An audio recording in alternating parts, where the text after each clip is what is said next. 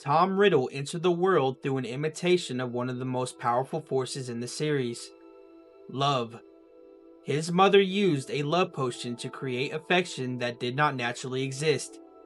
Whether intentional or not, the Harry Potter series repeatedly associates Voldemort with things that are unnatural. Horcruxes, soul-splitting, defying death, creating life through imitation rather than reality. And if there is one rule the wizarding world seems to follow again and again, it is that nature demands balance. Throughout the series, whenever that balance is disturbed, events begin moving to restore it.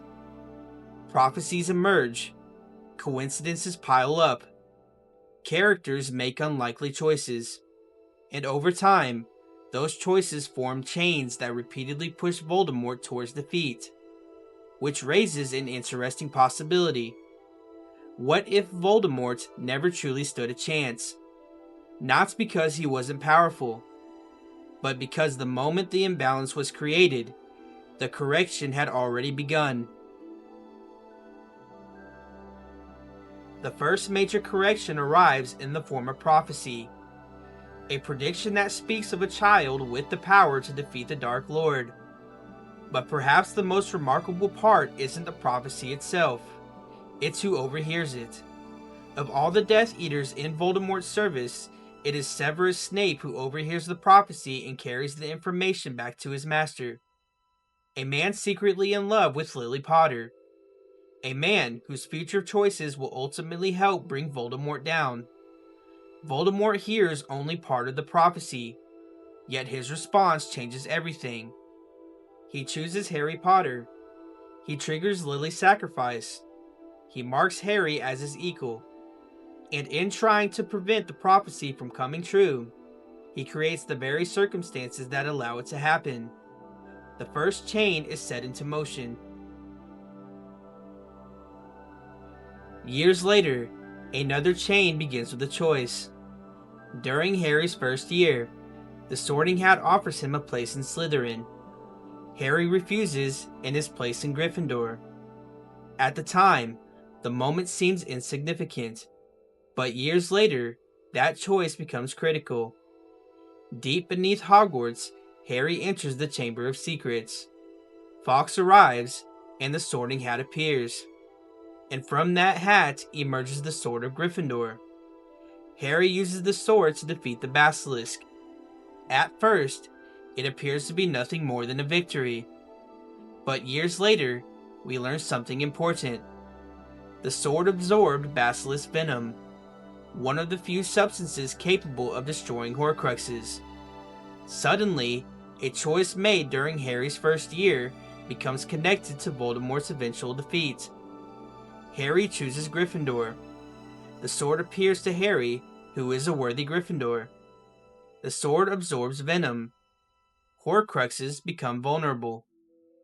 Another chain quietly moves into place. The most important mistake Voldemort ever makes occurs in the graveyard.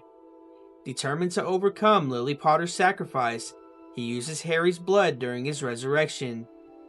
Flesh, blood, and bone. Voldemort believes he is removing Harry's protection. Instead, he may be preserving it. By carrying Lily's sacrificial blood within his own body, Voldemort unknowingly creates a connection that will later become critical. Some refer to it as a love crux. Years later, when Harry willingly walks into the Forbidden Forest and Voldemort casts the killing curse, Harry is given a choice: to move on or to return. The exact cause of these events remains debated by fans, but one thing is difficult to ignore.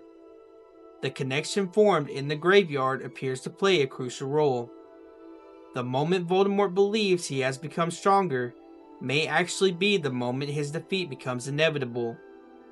Another correction, another unintended consequence, another chain. Before we continue, if you're enjoying the video, consider leaving a like and subscribing. It really helps the channel and allows me to keep exploring Harry Potter theories like this one. Long before the graveyard duel ever takes place, another unusual connection has already formed. Harry and Voldemort possess wands whose cores come from the same phoenix. Neither wizard chooses this arrangement or understands its significance.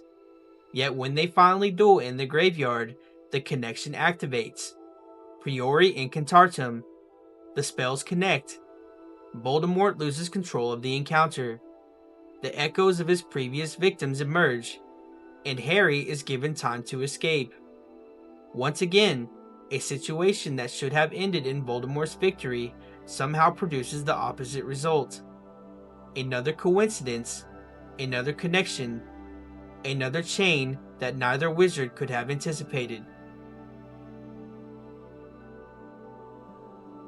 During the Battle of Hogwarts, Voldemort believes victory is finally within reach. Harry Potter is dead, his army controls the castle, and the resistance appears broken. Then Neville Longbottom refuses Voldemort's offer to join him. Voldemort responds by returning to what he calls his original plan. To make an example of Neville, he places the sorting hat on his head and sets it on fire. The act is meant to be a humiliation. Instead, it becomes the final correction, because from the burning hat emerges the Sword of Gryffindor, the same sword Harry used in the Chamber of Secrets, the same sword infused with basilisk venom years earlier. Neville draws the sword and kills Nagini, Voldemort's final Horcrux, and the remarkable part is that Voldemort creates the opportunity himself. Had he ignored Neville, the sword never appears. Had Harry never entered the chamber years earlier, Nagini survives. One event leads to another. One choice creates another opportunity. And the chain finally reaches its conclusion. The chapter is called The Flaw in the Plan. Most readers assume the flaw refers to the Elder Wand. But what if the flaw was Voldemort's plan with Neville? Voldemort was powerful, perhaps the most powerful dark wizard in history. But throughout the series, events repeatedly move against him. Prophecies emerge, characters make unlikely choices, coincidences accumulate, and those choices form chains that seem to pull the story toward a single destination. Whether you call it fate, destiny, prophecy, or nature itself, one pattern becomes difficult to ignore. Every time Voldemort creates an imbalance, a correction seems to follow. These examples only scratch the surface. In my series, The Wizarding World's Quiet Correction, I explore dozens of these event chains across all 7 books and examine the possibility that a greater force may have been quietly correcting the imbalance Voldemort created. If you'd like to see the full story, I encourage you to check out the series. Thank you so much for watching. If you enjoy this content, please like, subscribe, and leave a comment down below.